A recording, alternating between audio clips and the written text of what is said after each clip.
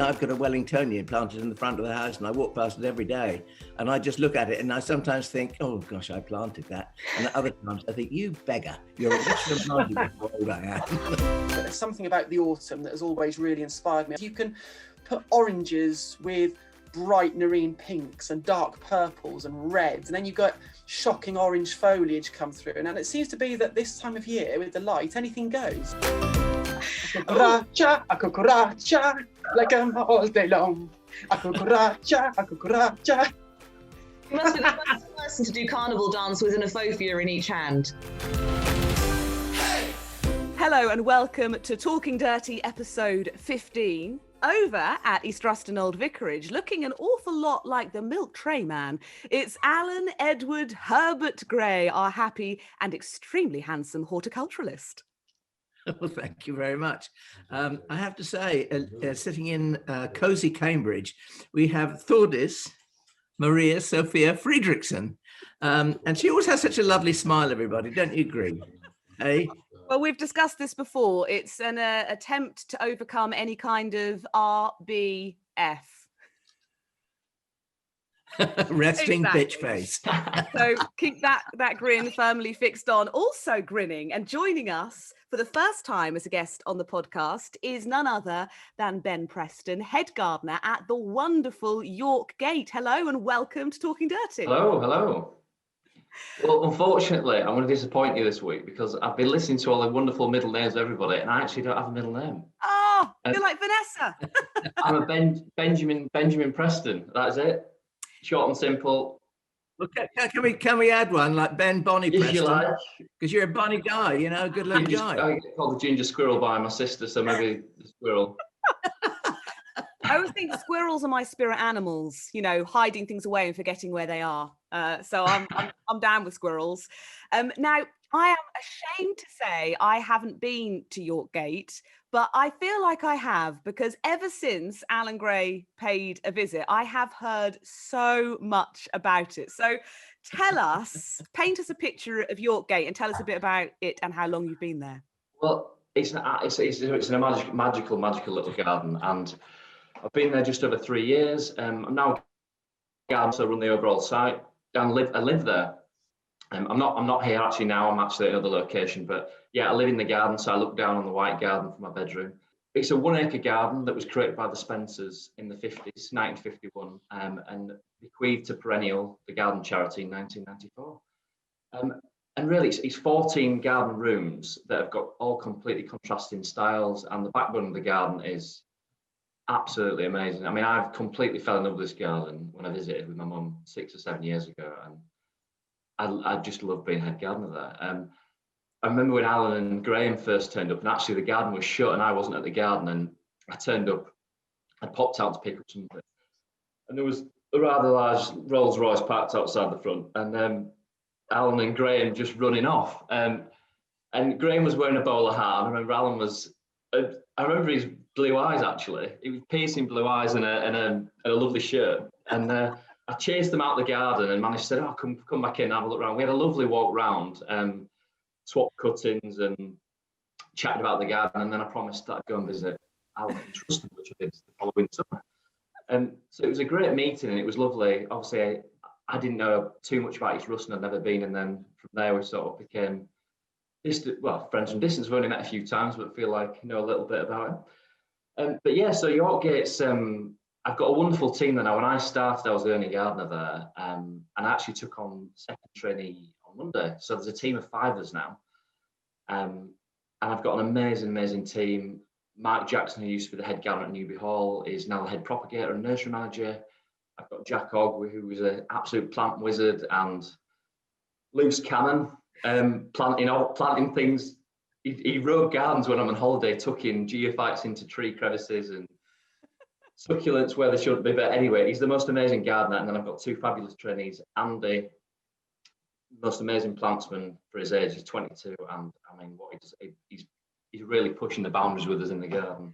And Tom, who's about 6'7" that started Monday morning. So very lucky to have such a wonderful team in a small garden. But we've extended the garden this last year.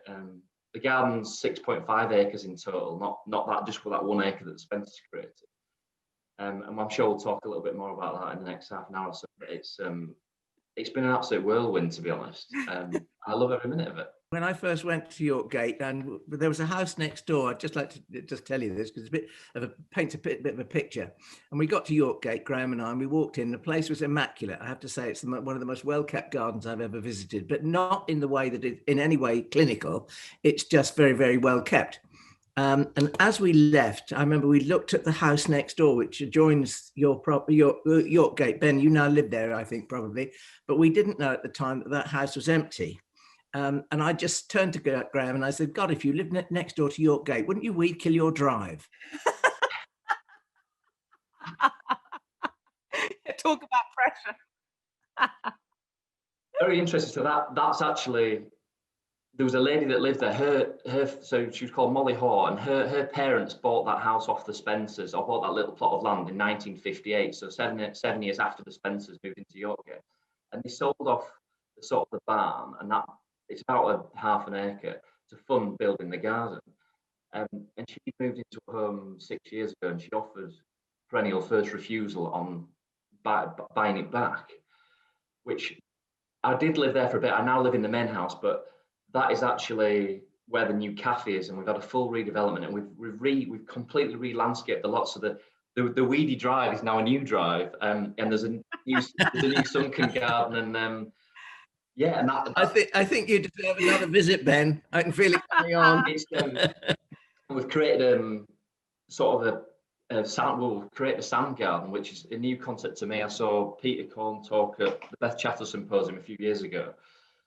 Completely blown away by it. I've not been over to Sweden to see his work, but we've really pushed. I mean, we're pushing the boundary in Yorkshire. We've planted agaves outside and hardy aloes and echiums, olives. So we've created. It's largely based on my trip. I spent a month in Andalusia a few years ago. So I wanted to create like a derelict olive grove, and you've got these olive groves that have not the huge sweeping olive groves, but the sort of the older olive groves that have been almost neglected, and the wildflowers have started taking back over, the species daffodils, and then a little bit of the species tulips. And it's really exciting. And to be honest with you, we're probably gonna kill loads of plants, but we're gonna have some great successes as well. So we've thrown the book out the window, taken a leaf out of Peter Corn's book, and we're just going for it. And it's very, very exciting. It's exactly what Graham did here with the desert wash. I mean, just chucked the rule book out of the window and said, well, I'm going to grow the kind of plants that I like. And I mean, aloes, dasylirians, all the kind of exotic plants, agaves by the score. I think there's new agaves seem to appear on my propagating bench nearly every day. He's sitting behind me, so I can't say too much, but we're increasing the range. But I mean, it is that, it's just throwing the book out the window. And I think the good thing is, Ben, that if you take the last few years, our winters haven't been, well, let's just say climate is changing to the better, from the point of view that we want to grow those plants that are less hardy. Absolutely, yeah. And I think things like, aloe polyphylla and some of the echiums, candicums, and obviously you get the slightly hardier, taller ones, the pininana and things, but we're really, and even, I mean, I remember seeing Echium Wild Pretty Eye up on Mount T in El Tidi in Tenerife, and I was actually on a cycling trip with some friends, and they thought it was completely bonkers. We'd done a best part of a 100-mile bike ride, and I was stopping taking pictures of these towers of red Echium. Get back on your bike, come on, let's go anyway. So I've got some seeds, so we've grown some from seed, and we're going to try them. And actually, growing in sand, I mean, the success we've had already is quite remarkable. Rooting things into sand, and we wash all the soil. I mean, even in this time of year, we're washing everything off bare root. No soil goes into the sand. There's about 2 foot of sand over the subsoil. So eventually, the roots will find their way down to the subsoil. It's quite amazing. They create these completely different root systems. When you put a plant in the ground in a pot, they've created that sort of like, they've almost got a little microclimate in that pot already, and they stay in that shape by completely pulling it to bits and starting from scratch. We found that they grow in a completely different way, and it's very, very interesting. It's quite an interesting secret you just dispelled there too, I think, in actual fact, because it's the secret of the success of the desert wash here. And that is the fact that you've got very, very light soil or sand and gravel, that you're keeping your plants as dry as possible at the root during the winter, which is what they hate winter wet. Absolutely. Cold, but they hate winter wet. And the other thing as well is, obviously you get that free drain inside in the winter, but in the summer, sand is quite moisture retentive, so you get that moist free drain that we're always looking for. I mean, you go to the beach and you dig down a few inches, and it's wet, it's damp. Yeah. Yeah. So you get that mix of, you get the water retention. So once you've watered in the younger plants, it's a very drought tolerant. You never have to water ever again. So it's been a revelation. Actual magic. Yes. So you tried that in a particular area at Yorkgate? Yeah, so we've sort of created the sun garden. That's on the south facing side below. We've created sort of it's below the cafe terrace. It's very Mediterranean. It's like being in a bar in Andalusia, drinking sangria. Well, hopefully we've not really had the summer for it. We've had, to be honest with you, we've had the worst weather this year. Obviously we had great April and May, but we've had a disastrous summer.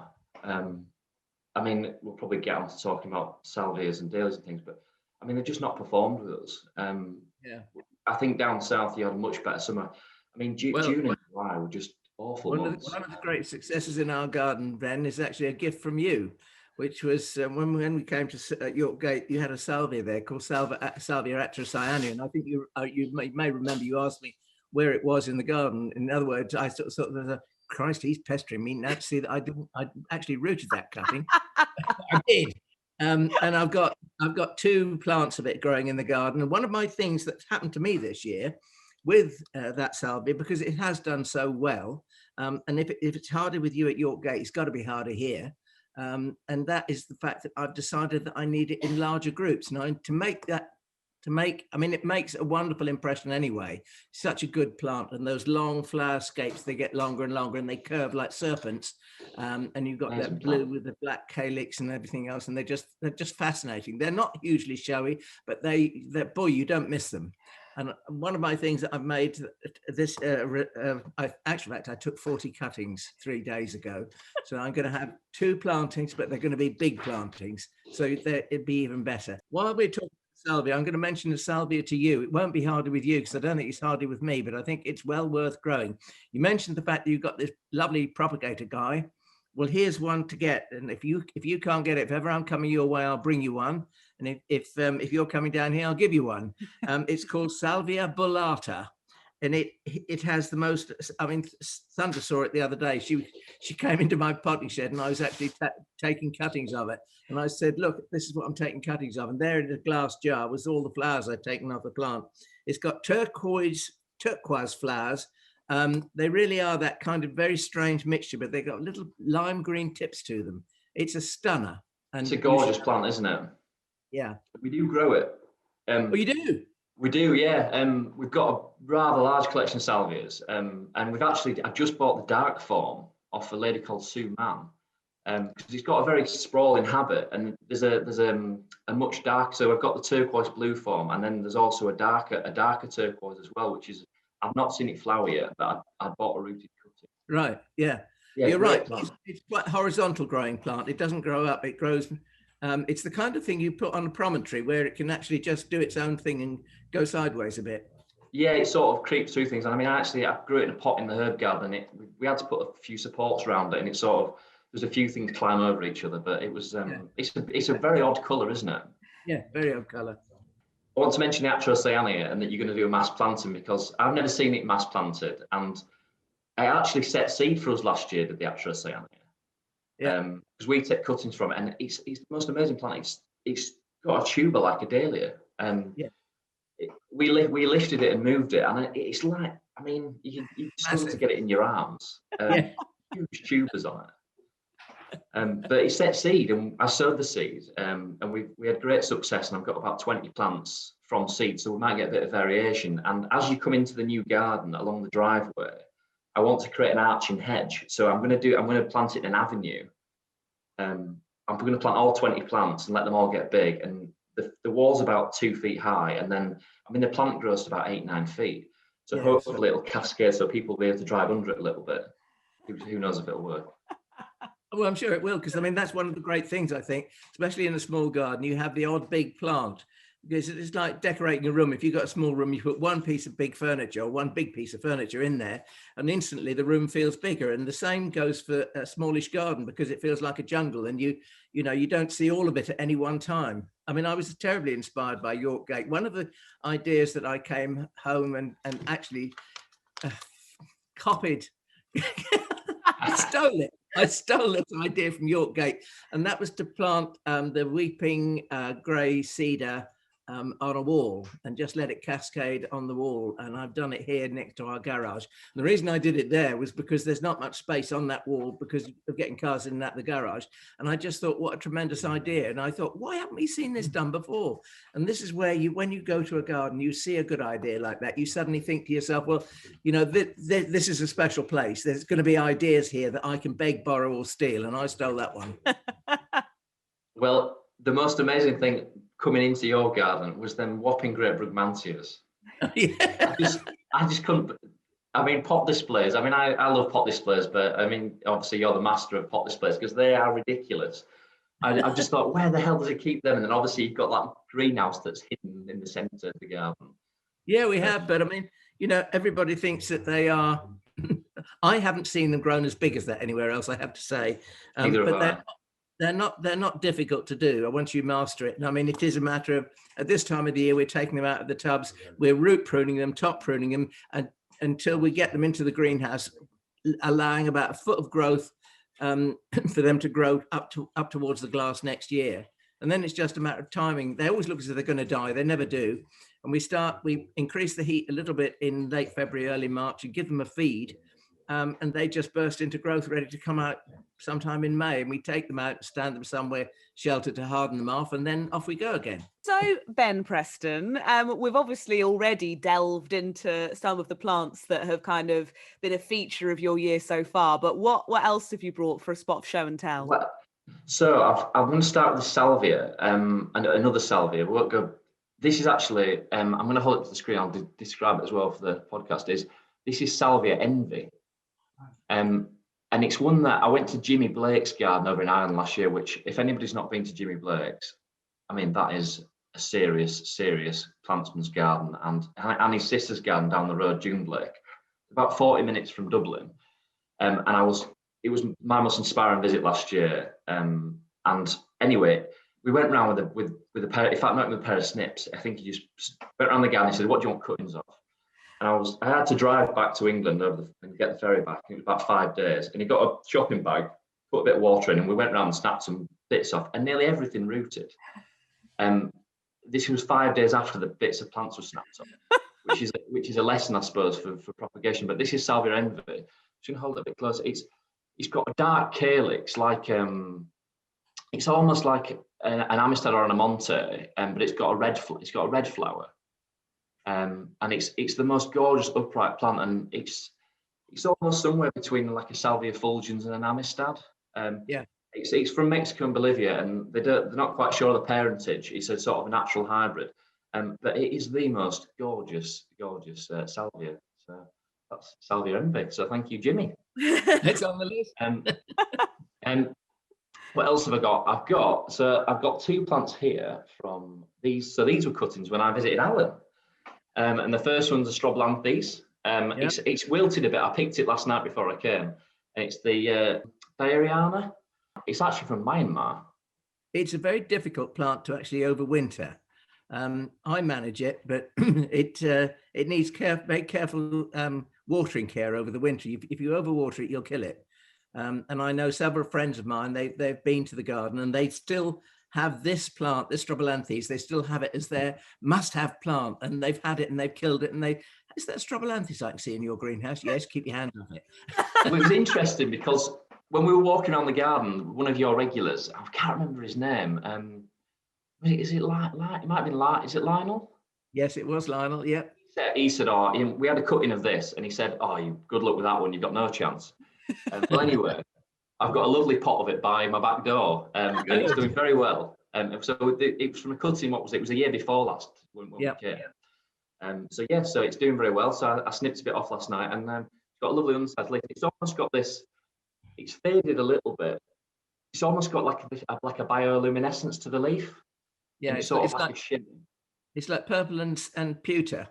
Yeah, so cracking plant. So thank you very much. And I've got another one from you, which is a Plectranthus. Right. And I actually only found out recently it's got this lovely purple underside to the leaf. It's not flowered for me yet, but I've got it in a very shady spot. And so it's got like a dark leaf. Sorry, Alan, go on. No, I was just going to say it's called Plectranthus Mona, Mona, Lavender. And it was marketed, first of all, as a pot plant. And it's a pot plant that blooms in the winter. And I had it as a pot plant. And I used to call it Dot's Plectranthus because Dot is a regular visitor to the garden. And she gave it to me. I gave it to you, Ben, as a cutting. And I grew it and I potted it on. It kept growing. I got it bigger and bigger and bigger. And it flowered from probably January through to the end of March. Pale bluey mauve flowers. A bit like Salvia type flowers, really. And it was just so good. But I grew it this year for the foliage, and we did a ribbon planting in front of our autumn border with it. And I think I probably grew 50 plants from cuttings, and we just sort of stuck them outside. 1 or 2 flowers have appeared, but I think it is a winter flower. Yeah, well, I've got a huge pot of it now, and it's been fed all summer. So I'm actually going to take it in my house and put it on the windowsill. And so I was actually doing a bit of research the other day when I thought I'm going to bring this plant on. And I think it was actually bred at Kirstenbosch in South Africa. And you can grow it as a house plant. So I'm going to take it in the house and see what it does. So thank you again. And I remember a few other bits that I've not got with me, but you gave me a little Commelina robusta as well, that's doing very well. Yeah, that's a very good plant. That's hardy for us. I hope it will be for you as well. But again, a bit like Salvia atrocyanea, it makes a whopping great tuber under the ground, a bit like a dahlia. So, I mean, if it's not hardy, you can lift the tuber and keep it frost-free throughout the winter. But again, that's easy from seed as well. Yeah, I've got about, I don't know, 40, 50 plants that we've grown from seed. They're in 7 centimeters at the minute, so we've had good success with a bit of germination. Yeah. So, yeah, again, thank you. I love the podcast loving of shared cuttings and propagated material. It's but great. See, this is so important between gardeners because, you know, if you share plants between gardens, I mean, Ben is 200 or 300 miles from me, but I know he's got something and I know that I could go to him and say, can I have a bit of that back? And he'd say yes. And he could do exactly the same for me. I mean, it's a great way of making sure that the plant keeps in circulation, really. That's an interesting point. There was a very nice Argyranthemum at the garden when I started called Qinta White.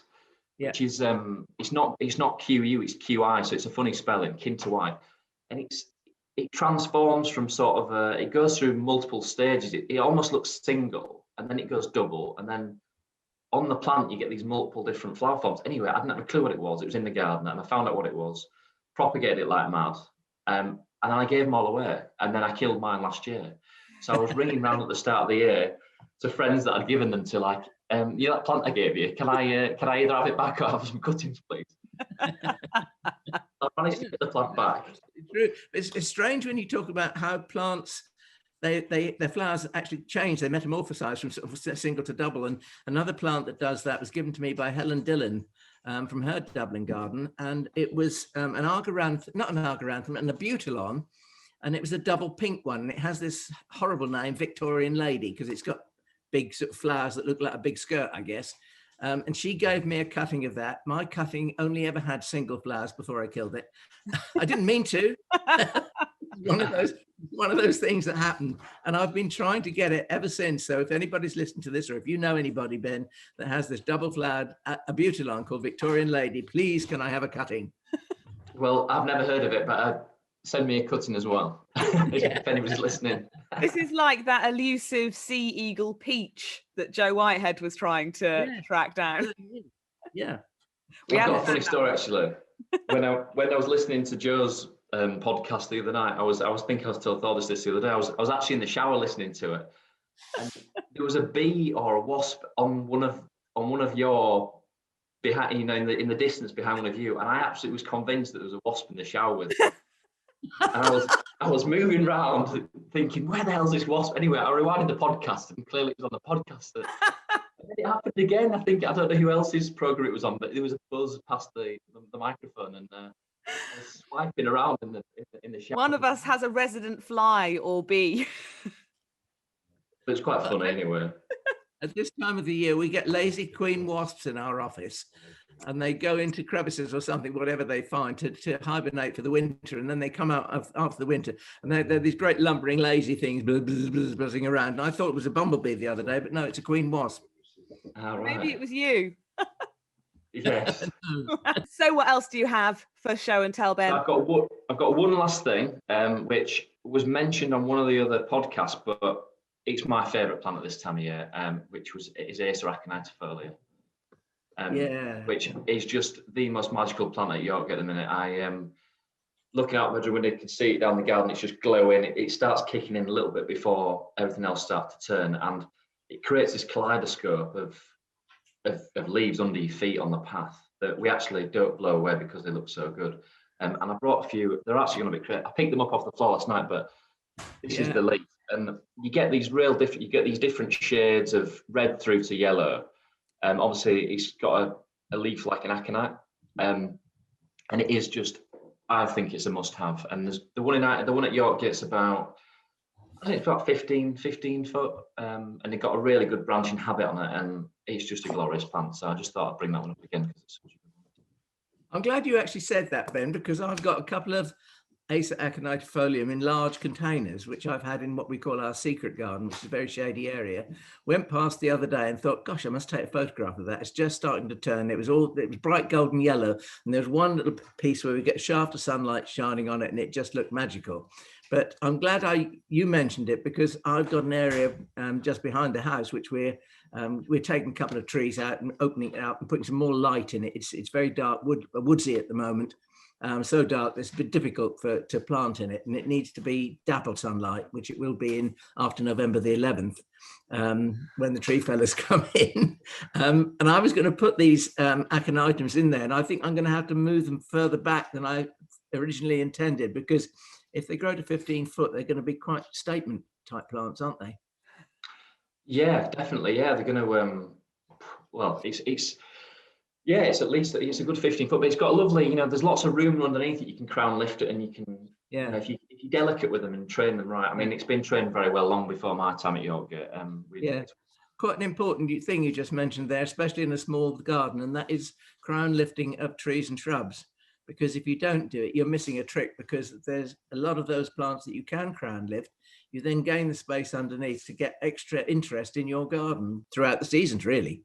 It's interesting. We there's a path going through to what the area we call the Dell, which is it's got a big snowdrop collection in there, and then it's deciduous, completely deciduous apart from one. There's a Cunningham here in the middle, but apart from that, it's all deciduous. And obviously, it comes into leaf sort of late April, early May, and creates a sort of woodland garden. But as you come through on the left, there's an exocorda that's sort of, it's almost been trained. It almost creates like a bit of a hedge. And last year we decided that we'd clean up all the lower stems and take off all the whippy growth and all the leaves. And you've got these sort of twisted gnarled branches, and it creates a lovely framework.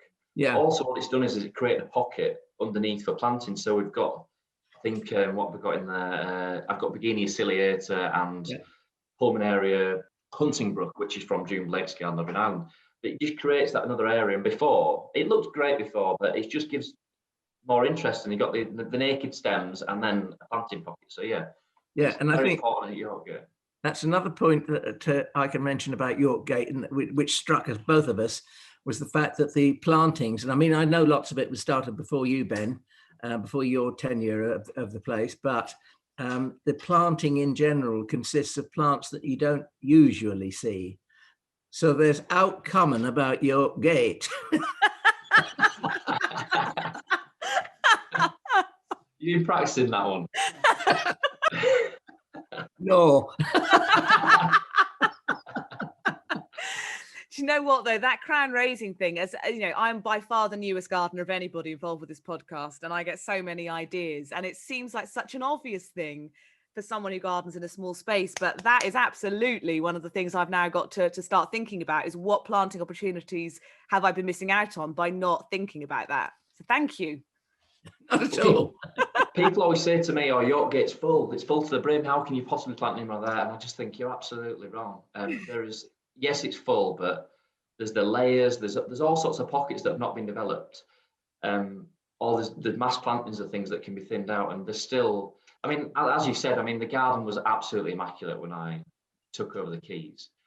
And my predecessor did a great job, kept it very, very neat and tidy and well gardened and introduced new plants. But there is still, there's years and years of development to do. And that layered planting and succession that's so important to make a garden look good. Well, I think they got the right man in charge at the moment, without wishing to sort of flatter you too much. But I mean, somebody that that has the interest to go out and visit inspirational gardens, such as the Dublin Gardens, as well as many others. I mean, that's what it needs, because invariably you're a great plantsman. You come back to something else, you've got to see something through new eyes, and it's an important process.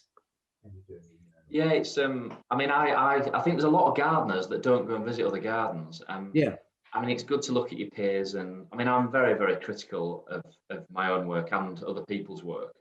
And I think if you want to, put yourself. I mean, the north of England is overshadowed by the gardens of Norfolk and the southwest and the southeast, and I think, there's so many gardens in that part of the country that, I mean, I believe there's some great gardens in the north of England, and I really want to put Yorkshire back on the map, because there's some fab gardens and some great private gardens and public gardens. So hopefully, people that can. Have you been to? Can I ask you if you've been to Newby Hall recently? When did I last go? Well, not recently, because obviously Mark, the head gardener, now works with me, and he's my mentor. And I've known Mark since Mark was my football coach when I was 10, and I was best man at his son's wedding. So I've not been recently, but they've got the head garden from the Himalayan garden, Phil. And he's going to redo the rockery, I think, and make it the most important rockery in the country, I think. Stand by for a new form of gardening, a different form of rockery. He's a really, really nice guy, super passionate Geordie. In fact, I have been over there. I went over there about 2 months ago and had a chat with him. And he's a lovely chap. And one of my previous trainees, Dave, now works there. And Ed, the propagator, is a very good friend of mine. So we're very close to the team at Newby. Good. So yeah, it's a magical garden. I mean, I've got a lovely photo sat on the steps at Newby when I was 4 years old with my sister. So I mean, they've got the railway there and the playground, but going back there, and I mean, I've spent many days there volunteering and spending time with Mark, who it's amazing to work with. I mean, I now work with one of my mentors, which is magical. I mean, he's such a lovely guy, and he's got so much knowledge, and now basically he's come into Yorkgate and he teaches us what he knows. Good, wonderful.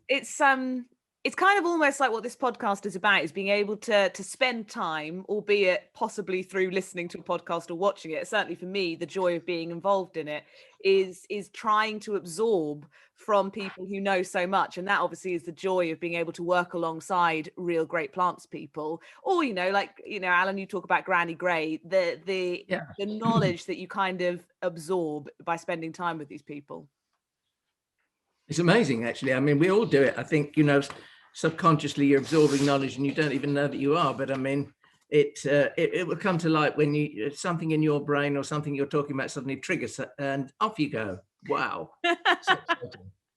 It's interesting. So I mean, I'm in charge at Yorkgate, but by now, I mean, Mark and Jack, I mean, the plant knowledge is just. I mean, obviously they say you should employ people that are better than you are, and I've certainly done that. I've headhunted them. It's quite a pleasure to. I mean, the mess room when we sit down every day. And, I mean, it's so plant heavy. I mean, like these chats that we're having now. It's like it at 7:30 every morning. It's like it at 10:30 for tea break, and then at lunchtime. And we're learning every day. And I mentioned Andy earlier. Andy's brought a new energy, and he's learned the taxonomy of all the plants, and I mean, he's teaching us, to be honest. He's really keeping us on our toes, and it's great. It's really making us all push forward and learn and think about how we garden. Another feature that I noticed at Yorkgate when I came was the fact that your compost bins are immaculate, as is the whole garden, of course. But you have, I mean, most of us squirrel those sort of things away. We hide up because we think it's rather unsightly. And I thought that was a very innovative thing to do for visitors to the garden, because it teaches people how you make and how you deal with compost. And I thought that was a rather nice idea. Yeah, I've actually moved them since you were there, but they're still in a very focal position. And I think, you know, there's so many gardens that I mean, ours we're going through some renovation out the back at the minute, and there's areas that are untidy. But I mean, I think that it's the most important place to garden, and I think that people like yourself that come visit the garden, they're almost just as inspired behind the scenes as they are in the garden. And I really want to set the standard for other professional gardeners and people that are getting into it to be able to walk with the gardeners, obviously not because it's behind the scenes, is be shown in the back and seeing where you propagate the plants, the greenhouse and the composting bays, and you know, we're going to get a new soil shed, and it's a really, you know, that's where it all happens, isn't it? It's not really. It is.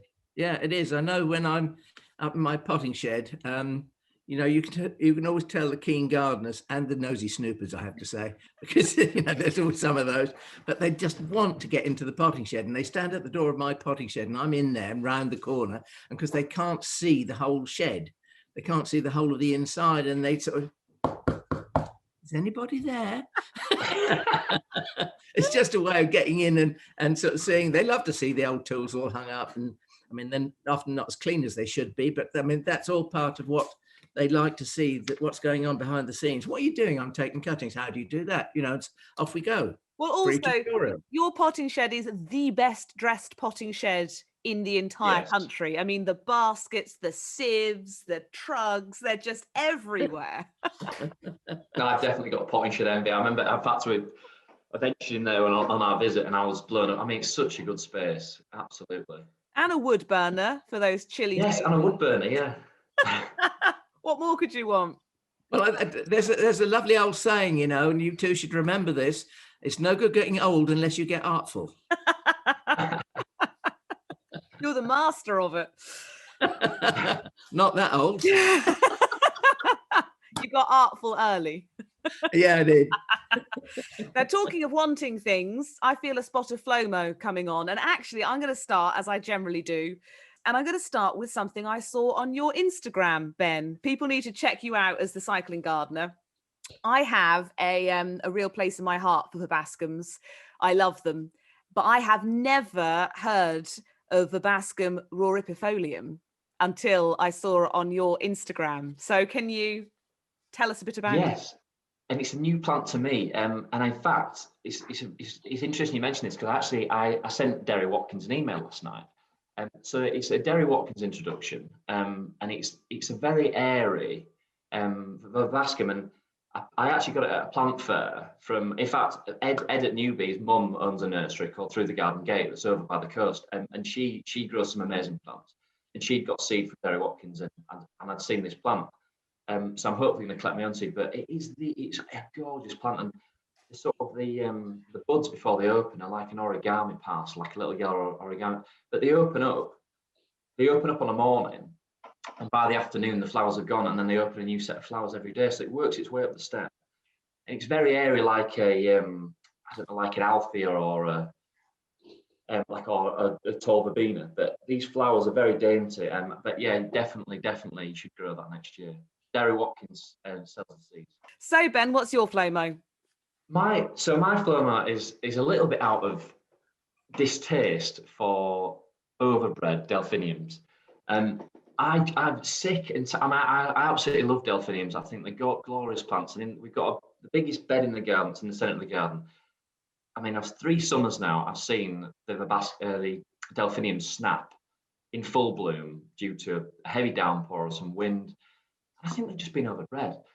And interestingly, an old friend of mine called Johnny Bruce, who was over at De Hessenhof on the continent, he posted a picture of a Delphinium elatum, sort of a wild collected seed from Belarus, and it's sort of the single parent of a lot of the bred Delphiniums, and it looks like the most wonderful plant, and it's sort of self-supporting. And I'm gonna take all these double snapping great thing Delphiniums out the garden. I'm going to put some species ones in, because So species Delphiniums are my FOMO in general, but the species from the Hessenhof, the elatum, is my FOMO. Now, my FOMO today is, well, I'm going to name it after that Salvia because it's envy. And I want to get three things. I want Salvia bullulata dark form because I just think that's a lovely plant. I've only got one plant of it, and Ben's absolutely right. It does grow very wide. But I thought, to actually grow that as a pot plant, which I've done this year, just to put out in a couple of steps or something, just for the late summertime when it's in flower would be lovely. But I also think I could use it in the borders as well. Argyranthemum Qinta white sounds very slightly unstable, which is a bit like me, I guess. So it would fit in very well. And I like the fact that it's a kind of plant that's sometimes double, sometimes single. And of course, Salvia envy red. I have to have that as well because that looks like a cracker. Well, I'll have to send you some cuttings then, won't I? Yeah, brilliant. Tell you what, Ben, Thank that is you. a score to come on the podcast and have Alan's FOMO be entirely focused on things that you have mentioned. You're winning. Everyone's a winner. Yeah. I'm sure they'll make their way to you eventually. Now, before we have to wrap things up, let's squeeze in a couple of questions that have come in. One is about Clematis, because Alan's got this video called Clematis, Queen of the Claspers, which has helped quite a lot of people who have had difficulty taking Clematis cuttings have success. So everyone needs to go and check that out. But someone whose name is Save Our Drain Cats has commented on the video asking what time of year is best to take cuttings? And also, do you take from old or new growth? So, Alan. Well, I've just taken, when I do Clematis cuttings, I do what's called internodal cuttings. So you take a stem and you cut between two nodes, and then you pluck, when you take your cutting, this is an old wood, by the way.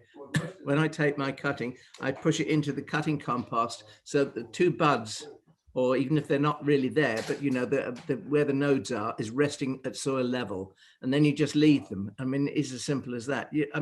Obviously give them the kind of treatment that you want for cuttings to grow. And I suppose late winter, early spring is probably the best time to do it, really just before they start growing too strongly. If you can give them a bit of bottom heat, if you've got a propagator. I mean, I've got what my propagating house is like. You were in it on Sunday, so Saturday, so you do know. And it's absolutely crammed full of cuttings. I think you took some photographs of it, didn't you? I did. It's a stop you in your tracks kind of propagating house. It's our little factory, if you like. I mean, it's amazing. You take a tray of 10 cuttings in a cell tray. Perhaps you only want 3 to 5 for yourself in the garden. So what do you do with the rest? Well, they go on the plant sales area because, again, any income from the plant sales area helps to pay for labor in the garden. It's not frittered away on Spanish holidays or anything like that. But I mean, it's a nice way of sharing the plants as well. Though I would like to see you on the Costa del Sol. I'll raise a glass to you. Now, our other question comes from Paulina, who lives in Finland, zone 6, she says, and she's put her bulbs outside. She planted them a month ago and they've already got 3 to 4 inches of growth above ground. At the end of the month, the temperatures are obviously going to drop. And Paulina says, what do I do? The packaging said to plant them now. So she's confused. Also, Alan, she loves your voice. Well, first of all, Paulina, I hope you get treatment for your ear problem. Anyway, lovely to hear from you, and thanks for looking at the podcast. I would think that probably, zone 6 is reasonably chilly. I mean, what zone are you, Ben, out of interest? To be honest, I always get a bit confused with the zones. We've not really had anything below -5 for 3 years. So I think, is that zone 4? Yeah. My advice to Paulina is to really probably not do anything. If she's worried, she could mulch around the bulbs. But to be quite honest, Finland, zone 6, is going to get snow, isn't it? And when snow falls, it acts like a blanket and it protects everything underneath it. So I really wouldn't worry too much. But I would like to know just one thing. If she planted these a month ago and they're already 3 or 4 inches tall, what the heck is she feeding them on? Because that is some kind of speedy growth there.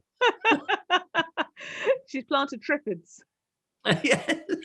It's interesting. We just put some, into the sand garden, into the med garden. We've put a lot of bulbs in this last week, a lot of both autumn and spring flowering crocuses. We've put sativus in the saffron crocus, and they're all actually, they're falling out flower buds, and they'll flower this year, even though they're only planted, a week to 10 days ago. It looks like they've got flower buds on, they're going to flower. Yeah. So we'll see if they exhaust themselves and don't come back next year. They won't. They'll be fine, I think. Yeah, they will, because they'll produce foliage in the spring, and which will feed the bulb ready for. It dies down at the end of June, beginning of July, and then next winter, as soon as you get some rain on it, up they come again. There's one of the plants, Ben, I think, that people don't grow enough of, autumn crocus, because they think crocus, that springtime thing, and all the rest of it. But a few autumn crocus between some falling leaves on a piece of grass looks absolutely stunning at this time of year. Absolutely. I've got, in fact, one of my there's another FLOMO, I'm going to throw this one in.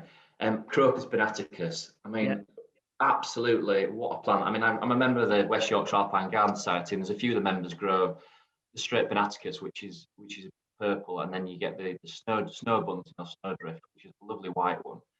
I mean, it is just a die for. And obviously, with a crocus, you have all the petals and tepals of the same length, so you get the 6. Yeah.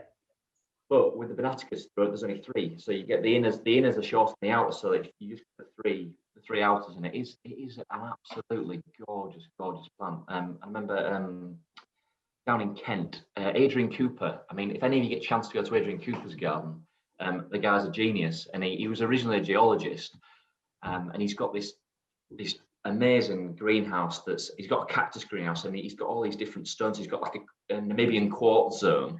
Yeah. Where he grows plants from Namibia, and this greenhouse is like you literally want to take all your clothes off when you go in there. It's that hot.